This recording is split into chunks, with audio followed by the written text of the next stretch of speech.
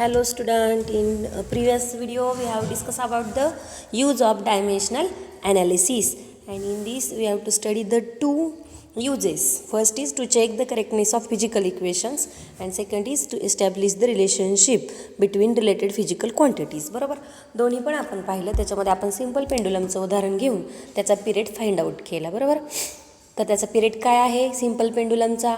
T is equal to 2 pi under root LG हा simple पेंडुलमचा period आपण find out केला. बरोबर, तर आता आपल्याला तिसरं यूज पाहायचा आहे, तो म्हणजे to find the conversion factor between the units of same physical quantity in two different system of quantities. म्हणजे दोन वेगवेगळी युनिट. आता वेगवेगळी म्हणजे कशी? मीटर आणि सेंटीमीटर. आता सेंटीमीटर म्हणजे छोटं आणि मीटर म्हणजे मोठं आणि किलोमीटर म्हणजे त्यापेक्षा मोठं. मग सेम फिजिकल क्वांटिटी, फक्त सिस्टीम ऑफ युनिट काय असतं? वेगवेगळं असतं. म्हणजे लेंथच मेजर करायची, पण कशामध्ये? सेंटीमीटरमध्ये पण आणि मीटरमध्ये पण. फिजिकल क्वांटिटी तीच राहणार आहे, फक्त तिच्या मेजरमेंटमध्ये फरक पडणार आहे. मग ह्याच्यासाठी डायमेन्शनल ॲनालिसिस केलं तर दोन्हीचं डायमेन्शन काय येतं? सेम येतं. मग आता चला आपण पाहूया. Let us use dimensional analysis to determine the conversion factor between joule and erg. Joule हे युनिट कशाचं आहे? तर SI युनिट ऑफ वर्कचं आहे आणि अर्गसुद्धा कशाचं आहे? वर्कचंच, पण कोणतं? CGS. मग आता जूल आणि अर्ग ह्या दोघांमधलं आपल्याला रिलेशन प्रूव्ह करायचं आहे. तर तुम्हाला क्वेश्चन विचारताना prove the relation 1 joule is equal to 10⁻⁷ erg. बरोबर, असं विचारलं जातं. मग आता इथं तसं विचारल्यानंतर आपण इथून खाली ते सॉल्व करायचं असतं. मग म्हणायचं पहिलं, let 1 joule is equal to X erg. आपल्याला ते रिलेशन प्रूव्ह करायचं आहे, पण आपल्याला अगोदर 1 जूलची किंमत X एवढी मानावी लागेल. मग 1 joule is equal to X erg असं आपण मानलं. त्याच्यानंतर dimensional formula of work is.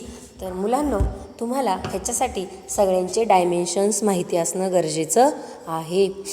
तर वर्कचं डायमेन्शन पाठीमागच्या टेबलमध्ये दिलेलं आहे आणि तो टेबल तुम्हाला व्यवस्थित करायचा आहे. त्याचे सगळे डायमेन्शन्स तुम्हाला करायचे आहेत. येणाऱ्या परीक्षेमध्ये तुम्हाला त्या पद्धतीचेच प्रश्न असणार आहेत.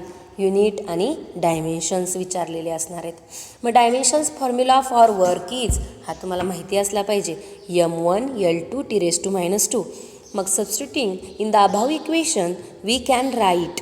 मग आता वरच्या इक्वेशनमध्ये दोन्ही पण डायमेन्शन ठिकाणी टाकून द्या, कारण जूलचं पण तेच असणार आहे, अर्गचं पण तेच असणार आहे आणि वर्कचं तेच असणार आहे. मग फक्त 1 जूलच्या ऐवजी आणि अर्गच्या ऐवजी डायमेन्शन टाकायचं आणि X आहे असंच ठेवायचा. बरोबर, मग ते टाकल्याच्यानंतर इथं तुम्हाला दिसेल की M1 L2 T⁻². मग इथं काय केलं आपण? आता LHS जे आहे तिला 1 मानलं आणि RHSला 2 मानलं. तर M1 L1 T1, इकडे M2 L2 आणि T2 असणार आहे. बघा, सेमच प्रोसेस आहे. मग वरती जो रेस्ट ऑफ पॉवर आहे ती सेमच असणार आहे, घातांच्या बाजूला 1 2 -2.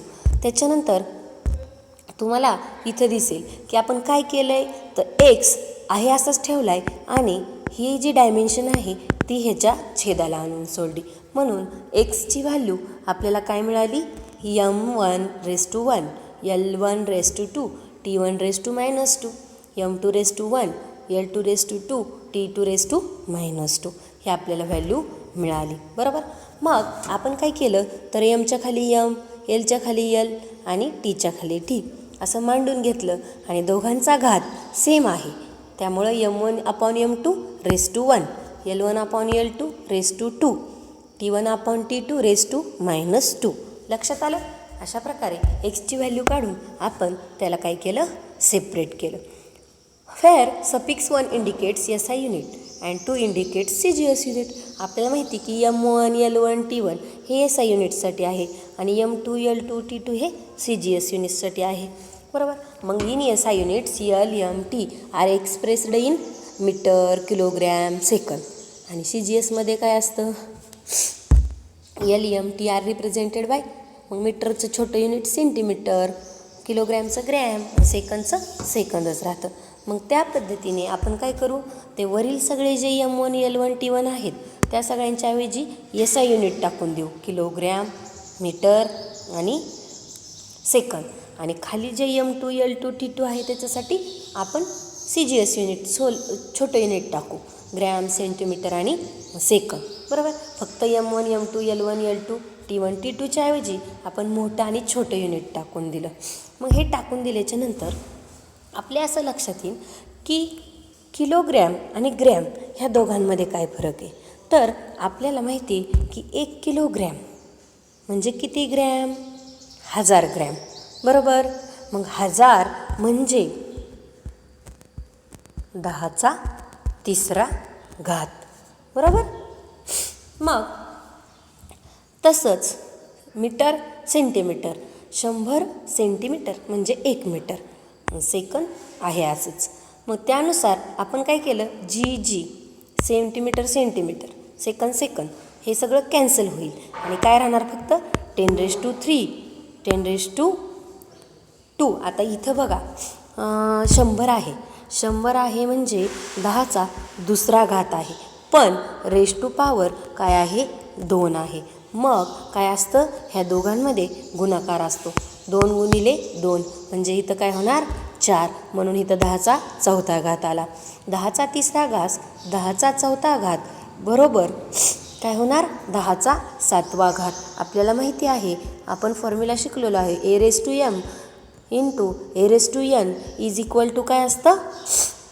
A⁻m+n असतं. म्हणून इथं 10⁻³ आणि 10⁻⁴ म्हणजेच 10⁻⁴+ 3 बरोबर 10⁻⁷. म्हणजे तुमची एक्सची व्हॅल्यू काय आली? 10⁻⁷. हेन्स प्रूफ म्हणजे आपलं प्रूफ इथं झालेलं आहे की 1 जूल इज इक्वल टू 10⁻⁷ अर्ग. लक्षात आलं? तर अशा पद्धतीने तुम्हाला सॉल्व करायला प्रथम सत्र परीक्षेमध्ये विचारलं जाईल. आता तुमची जी परीक्षा होणार आहे त्याच्यामध्ये तुम्हाला छोटे छोटे MCQs विचारलेले आहेत 20 मार्काचे. तर त्याच्यामध्ये हा टेबल तुम्हाला येणं गरजेचं आहे. Physical quantity formula, SI unit आणि डायमेन्शन्स फॉर्म्युला. ठीक आहे. थँक्यू. अभ्यास करा. Best of luck.